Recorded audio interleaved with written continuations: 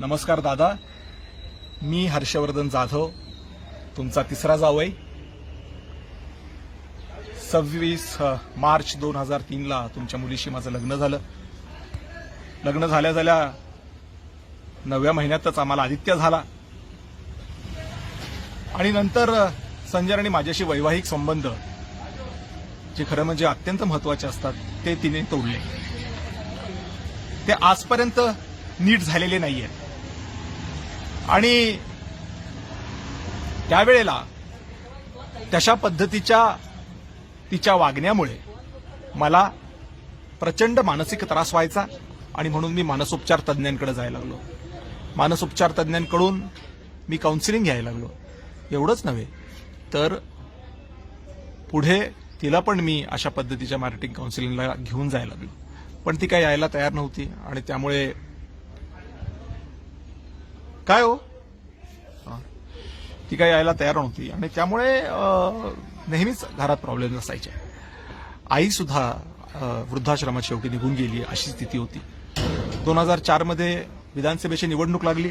त्यावेळेला खरं म्हणजे शिवसेनेकडून मला ऑफर होती की तुम्ही तिकीट घ्या, परंतु ती ऑफर माझ्यापर्यंत पोहोचवली गेली नाही कारण त्याची जबाबदारी तुमच्यावर टाकलेली होती.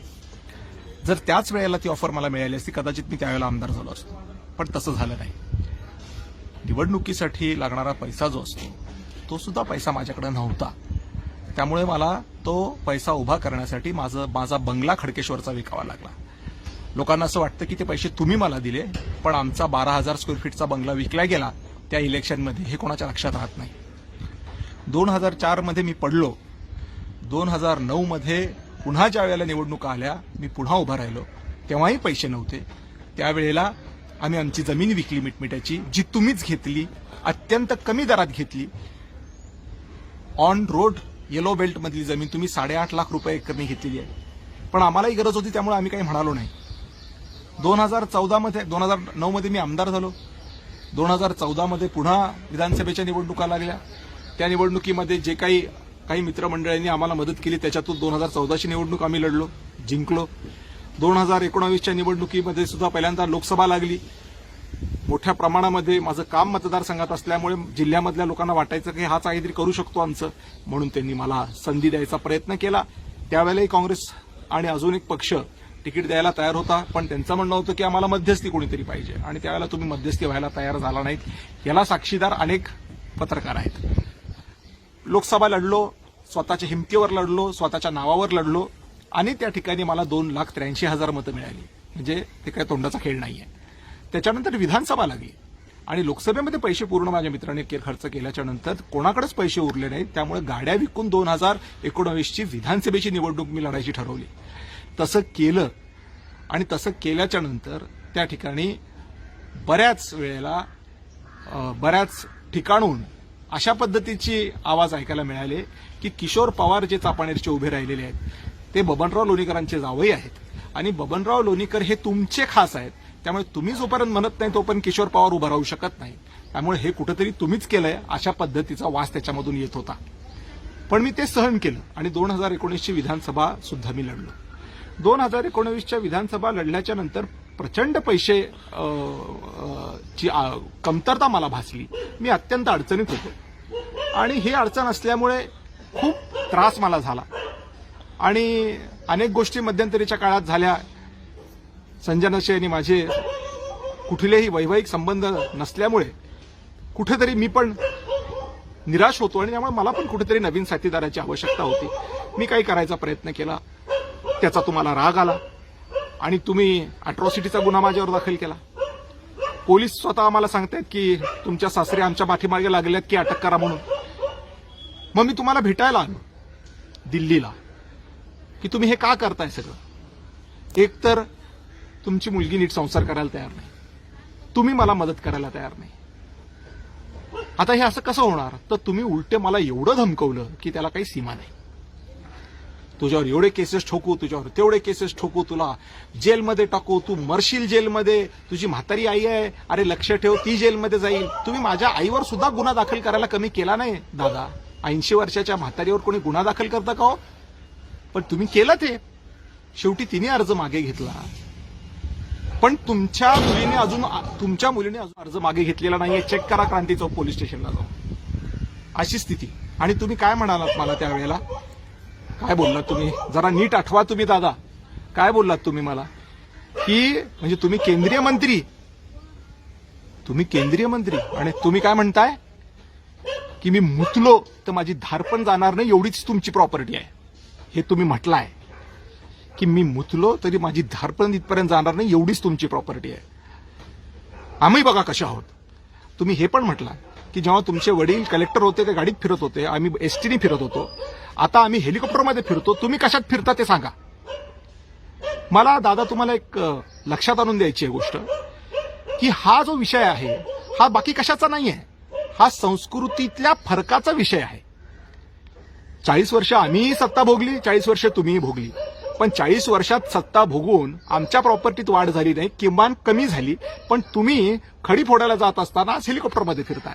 कारण आम्ही आमची घरं भरण्यापेक्षा लोकांची घरं भरली आणि नेमकं तुम्ही वेगळं केलं. त्यामुळे आमच्या मतदारसंघामध्ये धरणं जास्त आहेत, आमचे शेतकरी सुखी आहेत, दुष्काळ कमी पडतो आमच्या मतदारसंघामध्ये. तुमच्या मतदारसंघामध्ये सतत दुष्काळ राहतो. त्यामुळे नेमकं राजकारण कशासाठी करायचं, कोणत्या संस्कृतीला धरून करायचं, हा प्रश्न आहे. खरं म्हणजे तुम्ही असंही म्हटला की तुमची आई म्हणजे माझी आई पावशर दूध आणते. माझी आई पावशर दूध का आणते माहितीये तुम्हाला? कारण ती मिडल क्लास फॅमिलीमध्ये आहे. आणि तिला काटकसरीने जगायची सवय आहे.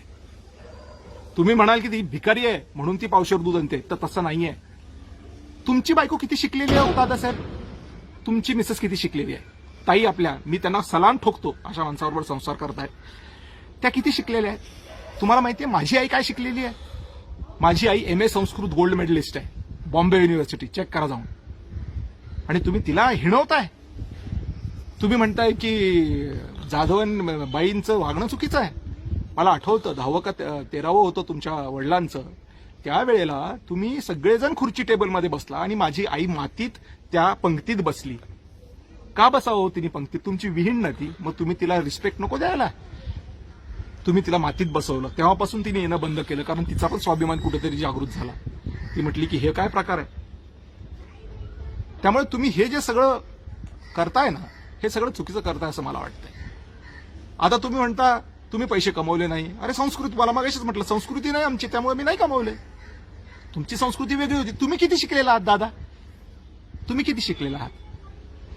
काय असाल नसाल, खोट्या डिग्र्या कोणाच्या नसतात. तुमच्या काय असतील देवालाच माहिती. पण माझे वडील सगळ्या जगाला माहितीये की IAS ऑफिसर होते. मग IAS ऑफिसर जास्त पैसे कमवू शकतो का एक चौथी नापास जास्त पैसे कमवू शकतो? साधा प्रश्न आहे. जर माझ्या वडिलांना पैसे कमवायचे असते तर माझ्याकडे आज एवढी प्रॉपर्टी असती की तुमच्या मुलीचं स्थळ माझ्याकडे घेऊन यायला लायकी सुद्धा नसती. माझ्या वॉचमॅननीच तुम्हाला हकललं असतं. एवढी प्रॉपर्टी आमच्याकडे असती जर माझ्या वडिलांनी पैसे कमवले असते तर. कारण माझे वडील IAS ऑफिसर आहेत. तुमच्यासारखा चौथी नापास जर एवढे पैसे कमवून मुतायची भाषा करतोय की मी मुतलो तर माझी धार जाणार नाही, तर माझे वडील जर मुतले असते तर त्याच्यातून हजारो रावसाहेब दानवे बाहेर पडले असते तर कोणाला कळालं नसतं. काय बोलताय तुम्ही? मला त्या दिवशी तुम्ही प्रेशर मारलं, दट्ट्या दिल्या. मला 2 महिने तुम्ही मुद्दामून दिल्लीत ठेवलं. कशासाठी ठेवताय? कशासाठी करता? तुम्हाला संसार बांधायचा आहे तुमच्या पोरीचा, मग तुमची पोरीला तुम्ही का सुधरवत नाही? अनेक वेळेला मी तिला संजनाला सांगितलं, सुधर, तू लोकांसमोर एक वागतेस, घरी वेगळं वागतेस, असं करू नकोस. मी अनेकदा तिला फॉरेन ट्रिप्सला घेऊन गेलो, कुठे कुठे घेऊन गेलो की तिला बरं वाटावं, कुठेतरी एक रियुनियन व्हावं. पण ते झालं नाही शेवटपर्यंत. तिने अगदी मागे घरी गेलो त्यावेळेला पण तिने मला सांगितलं की मी फ्लॅटमध्ये केलं होतं म्हणे भाड्याच्या, जे काही करायचं पण आता नाही करणार. म्हटलं किती वर्ष झाले संजना तू हेच म्हणतेस? तिला सुधारवण्यापेक्षा तुम्ही मला धमक्या देताय की जेलमध्ये टाकीन, तुझ्या म्हाताऱ्या आईला जेलमध्ये टाकीन, एवढे गुन्हे दाखल करून टाकीन, सगळ्या प्रॉपर्टीवर लिटिगेशन करीन, ह्याव करीन त्याव करीन. काय काय काय काय बोललात तुम्ही मला? किती भयंकर बोललात. ही काय पद्धत आहे? आणि केंद्रीय मंत्री म्हणतोय. तुम्ही अजून एक गोष्ट मला फार आश्चर्य वाटलं. तुम्ही म्हटलात काय की हर्षवर्धन तुझ्या पाठीमागं आता कुत्रं नाहीये. कारण अंबादास दानवेंनी तुमच्या घरावर जेव्हा दगडफेक केली त्यावेळेला कोणी तुमच्या संरक्षणासाठी आलं नाही. दादा, मी अतिशय विनम्रपणे तुम्हाला सांगतो की मला लोकसभेत 2,83,000 मतं हर्षवर्धनच्या नावानेच मिळालेली आहेत आणि विधानसभेत सुद्धा 60,000 मतं हर्षवर्धनच्या नावानेच मिळालेली आहेत. तुमच्यात जर दम असेल ना तर जरा मोदीचा चेहरा तुमच्या फोटोतून बाजूला करा बरं, कमळ तुमच्या ह्याच्यातून बाजूला करा बरं, आणि स्वतंत्र उभे राहा बरं जालना लोकसभा मतदारसंघामध्ये. मग मला बघू दे तुम्हाला किती मतं मिळतात. तुमच्या मुलाला उभं करा म्हणा विदाऊट बीजेपी तिकीट, विदाऊट पैसे बीजेपी तिकीट. कारण माझे जे काही 60,000 मतं मला मिळाली होती ते विदाऊट पैसे मिळाली होती. मी कोणाला चहा सुद्धा पाच दिला नव्हता. तेवढं मतदान जर तुम्ही कधी घेऊन दाखवलं भाजप बाजूला ठेवून, तर मी म्हणेन की तुमचा दम आहे. आता मी ते जर मला माहिती तुमच्यात तो दम नाहीये, तुम्ही कधीच करू शकत नाही. कारण पक्षश्रेष्ठींचे पाय चोळल्याशिवाय तुम्हाला जमत नाही. अमित शहा तुमच्याकडे मुक्कामाला, आमका मुक्कामाला, ढमका मुक्कामाला, मोठी मोठी लोक तुमच्याकडे मुक्कामाला. का? कारण ते काहीतरी उपलब्ध करून देतात तुम्हाला. त्याच्यापेक्षा मला करून दाखवा ना तुम्ही पण पक्ष काहीतरी. नाही तर मी म्हणतो तुम्हाला, तुम्ही जे शब्द मला वापरले, मी म्हणतो तुम्हाला की मी मुतलो ना तरी माझी धार तिथपर्यंत जाणार नाही. एवढीच मतं तुम्हाला आहेत. केव्हा? जेव्हा तुम्ही विदाऊट बीजेपी, विदाऊट पैसे निवडणूक लढाल. जेव्हा विदाऊट बीजेपी आणि विदाऊट पैसे निवडणूक लढाल तेव्हा तुमची खरी लायकी तुम्हाला कळेल. आणि मग माझ्या प्रॉपर्टीच्या संदर्भात मुतण्याची भाषा तुम्ही बंद करा. तुम्हाला असं वाटतं फार फडफड करतोय, याला कुठेही धरून कापून टाकू. एक गोष्ट मी तुम्हाला सांगतो आज, ह्याच्यापेक्षाही तुमचे छक्केपंजे असलेले सगळे व्हिडिओ मी काढलेले आहेत. आणि मी ते सगळे व्हिडिओ खरं म्हणजे काढले ह्याच्यासाठी होते कारण मला एवढा वैताग आला होता. कारण एकतर तुम्ही केंद्रीय मंत्री, आम्ही कोणीच नाही. त्यामुळे आम्ही तुमचं काय वाकडं करणार? तुम्हीच वाकडं करणार, जे करणार ते तुम्हीच पोलीस झाडणार, तुम्हीच कोर्ट चालवणार. त्यामुळे मी असं ठरवलं होतं की त्यात सुसाईडच करून टाकू. म्हणून मी व्हिडिओ बनवले होते काही, आणि मी ते सगळ्या प्रमुख वकिलांना पाठवलेले आहेत. लक्षात ठेवा, ज्या दिवशी माझा घात होईल, एक तर तुम्ही मला माराल किंवा पोलीस अंगावर सोडाल किंवा अनेक लफडी तुम्ही कराल, त्यावेळेला हे व्हिडिओ बाहेर येतील. कारण त्यावेळेला मी सुसाईड केल्याशिवाय राहणार नाही. आणि जर मी सुसाईड केलं ना तर तुमचे 12 वाजतील, एवढं लक्षात ठेवा. तुम्ही मला जास्त ताणू नका. तुमच्या मुलीला तुम्हाला आमदार पाहायचं आहे ना, करा. माझं काही म्हणणं नाहीये. किंबहुना तुम्हाला खोटं वाटेल की जर आयुष्यात कोणाशी प्रेम केलं असेल तर तिच्यावर केलं होतं, पण तिला माझ्या प्रेमाची किंमत नाही कळाली. तिला मी आमदार करायला तयार आहे. तुम्ही म्हणा तू कोण आमदार करणारा, तुझी काय लायकी आहे? माझी लायकी माझी 60,000 मतं आहेत जी मला फुकट मिळालेली आहेत. मी 5 पैसे कोणाला दिले नाही, 5 रुपयाची चहा कोणाला पाजलेली नाहीये, तरी मला एवढी मतं आहेत. मी मगाशीच तुम्हाला म्हटलं दाखवा ना तुम्ही पण अपक्ष राहून 60,000 मतं मिळवून, मग म्हणेन तुम्ही खरे पाटील आहात म्हणून. पण मी तुमच्या मुलीला आमदार करायला तयार आहे. मी तसं पहिलेच व्हिडिओ टाकलेला आहे की त्याच्यापासून तुम्हाला प्रॉब्लेम काय आहे की हर्षवर्धन थोडासा आता मागे यावा आणि आपली मुलगी पुढे जावी. हरकत नाही. प्रत्येकाला वाटतं. माझ्या आईला पण आमदार केलंच होतं लोकांनी. काय की सुनांना आमदार करत नाहीत का लोक? करतात ना. तुमच्या पण मुलीला करतील. पण त्याच्यासाठी तुम्ही हे एवढे सगळ्या भानगडी कशासाठी करताय? आणि तुम्ही म्हणताय मी तर मला जावई एवढा आवडतो, माझी एवढी काळजी आहे मला जावयाबद्दल. अहो 8 महिने मी घरी आलो नाही तर कुत्र्याने सुद्धा मला फोन करून विचारलं नाही की तू कुठे आहेस, जेवलास का, काही खाल्लं का, काही केलं का, काही पैसे कमवले का, काय केलंस, जगलास कसा, हे कोणी म्हटलं? कोणी तुमच्याकडनं आलं नाही. मेला तर मरू द्या. आणि आज तुम्हाला सगळी चिंता माझी पडली आहे. कसं काय हो अचानक? तुम्ही कारखान्यात कधी मदत केली? हिराजी महाराज कारखान्यात बंद करू क्या? कधी ऑफ हो गया? कधी हिराजी महाराज कारखान्यात मध्ये मदत केली का तुम्ही? का तुम्ही कन्नड कारखान्यात मला कधी मदत केली? का एखाद्या तालुक्यातल्या निधीसाठी तुम्ही मला मदत केली? कशासाठी मदत केली तुम्ही मला? हिराजी महाराज कारखाना तर झालाच नाही. भाजपचं सरकार, तुम्ही त्याच्यात प्रदेशाध्यक्ष तरी झाला नाही. तुम्ही अक्षरशः आमच्या कार्यकर्त्यांकडून 10% पैसे घेतले आणि त्यांना निधी दिला. शिरोडी, औराळा, आडगाव, जेहूर नावं सांगतो ना गावांची, आणि त्यांना 10% त्यांच्याकडनं घेऊन त्यांना 25-15चे पैसे दिले. आणि मला 5 रुपये नाही निधी माझ्या मतदारसंघात, मी आमदार असताना तुम्ही माझे सासरे असताना. काय एवढं घोडं मारलं हो तुमचं? मी खरं म्हणजे एवढंच म्हणेन, मी एवढंच म्हणेन की तुम्हाला आता जसं जगायचं तुम्ही जगा. माझं काही म्हणणं नाही. मी कन्नड तालुक्याचं तोंड बघणार नाही. तुम्ही जर म्हटला तरच प्रचाराला येईन, तुम्ही नाही म्हटला तर येणार नाही. पण आता तुम्ही व्यवस्थित जगा आणि मलाही व्यवस्थित जगू द्या. आणि जर तुम्हाला भानगडीच करायच्या असतील, तुम्ही म्हणणार एवढा व्हिडिओ टाकला ना आता याला ठोकूनच काढतो, तर काढा ठोकून. मी तसाही मेंटल हॉस्पिटलमध्येच गेलो होतो. तुम्ही एवढं छळलं मला की मला शेवटी डिप्रेशन येऊन सुसाईड करावं असे वाटले. मी अंतूर किल्ल्यावर जाऊन आलो. अंतूर किल्ल्यावर गेलो मी जीव द्यायला. पण तुम्हाला काय फरक पडतो? मी जीव दिला तर 4 दिवस तुम्ही रडा, 5व्या दिवशी तुमच्या पोरीला आमदार करा, तुम्हाला काय फरक पडतो? पण माझ्या आईला आणि माझ्या मुलाला तर पडतो ना, शिवाय कोणीच नाही. पण जर तुम्ही आग्रहच धरला की आता याला ठोकायचाच, तर तुम्ही मला नक्कीच ठोकू शकता, कारण अमित शहा तुमचा माणूस आहे. कुठूनही धरून आणाल आणि उडवून टाकाल किंवा काही कराल. तुमच्याकडे शक्ती आहे, माझ्याकडे काहीच नाही. त्यामुळे आता तुम्हाला जे काय करायचंय ते तुम्ही करा. पण तुम्ही काहीही वेळ वाकडं केलं तर एवढं लक्षात ठेवा, मी जीव देऊन टाकेल आणि तुमचे व्हिडिओज व्हायरल होतील. तुमचे व्हिडिओज व्हायरल होतील. तुम्ही नका त्याचं. तुम्हाला कळेल की हा मेला तर हा आपली घाण करून गेला. त्यामुळे मला पण जगू द्या, तुमची पोरगी जगवा, तुमच्या पोरीला खुश ठेवा, तिला राजकारण करू द्या, माझी आमदारकी तिला सप्रेम भेट, माझं काही म्हणणं नाही. माझे कार्यकर्ते पण जे असे आहेत ज्यांना पैसे पाहिजे असतात ते पण खुश राहतील, 4 पैसे त्यांच्या घरात येतील. काही कार्यकर्त्यांचं आमचं म्हणणं होतं की दादांनी स्वतःही कमवलं नाही आणि आम्हालाही कमवू दिलं नाही. कमीत कमी ते तरी खुश होतील की आता वहिनी 4 पैसे स्वतःही कमवतील आणि आम्हाला पण कमवू देतील. मी जाईन संजनाच्या प्रचारला, का नाही जाणार? मी जाईन नक्की. त्यामुळे त्याच्याविषयी तुम्ही निश्चिंत राहा.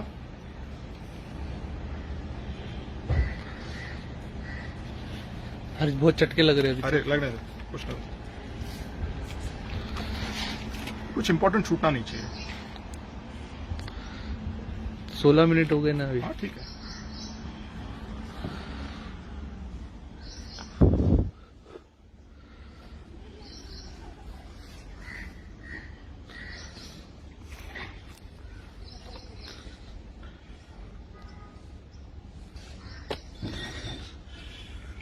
तर मला असं वाटतं की सगळे मुद्दे कव्हर झालेले आहेत. मी पुन्हा एकदा अतिशय विनम्रपणे नतमस्तक होऊन तुम्हाला विनंती करतो, दादा माझा पिच्छा सोडा.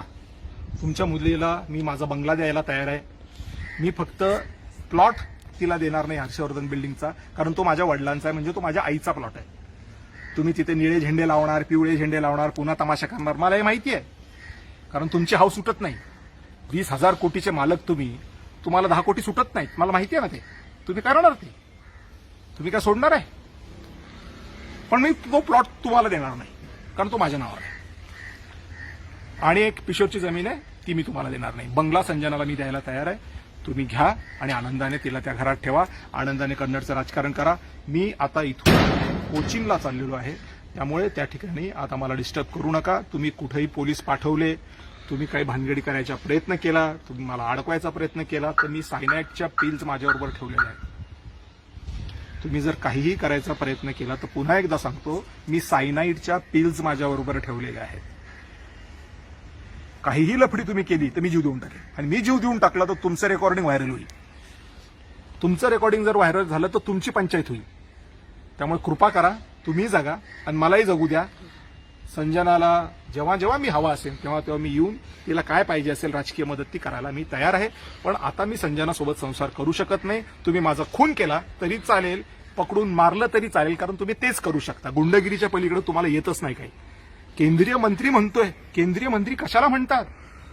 केंद्रीय मंत्री भाषा काय वापरतोय? मी मुतलो तर धार जाणार नाही माझी. अहो, झोपडपट्टीतले लोक सुद्धा ही भाषा वापरत नाहीत की मी मुतलो तर धार जाणार नाही माझी. तुम्ही केंद्रीय मंत्र्याच्या खुर्चीत बंगल्यात बसून बोलताय आणि धमकवताय मला की तुला आत्ता अटक करतो आणि टाकतो आतमध्ये. टाका बाबा आतमध्ये, लावा माझ्या पाठीमागे हजारो खोट्या केसेस.